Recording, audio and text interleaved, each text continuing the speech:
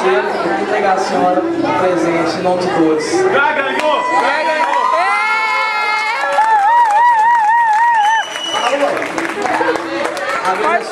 Pode comer sobremesa. Tem sobremesa lá agora, deliciosa. Todos que querem sobremesa, muito obrigado, gente. Amém.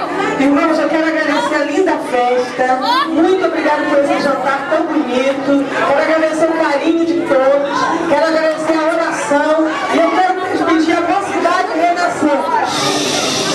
Principalmente, Michael, Francis, cadê? Débora, Diego, Tiago, Rebeca, cadê? Maiara, David, Júnior, Fabrícia, Regina, Flávia. isso, Regina, Flávia, a Flávia já levantou o Ricardo.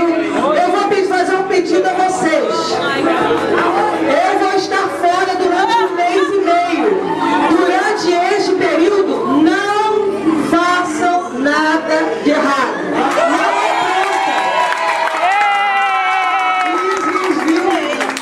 Então, levanta a mão aí, levanta a mão, jovens, levanta a mão, jovens. Isso, levanta a mão, levanta a mão, levanta a mão. Isso, levanta a mão, Débora. Levanta a mão. Ó, é um mês e meio aí, quase 2 meses, viu? De jejum mesmo, é só oração, leitura da Bíblia, nenhum problema, não tragam problemas ao pastor Gelson, tá? Tornem as coisas o mais fáceis possíveis. Vão ter anjos a mais atrás de vocês que eu vou estar orando.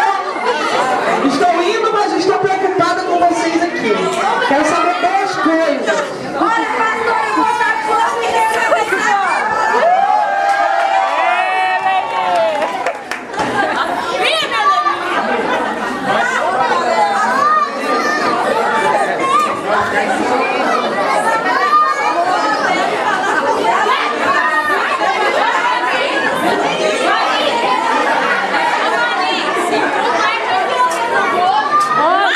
Anjo.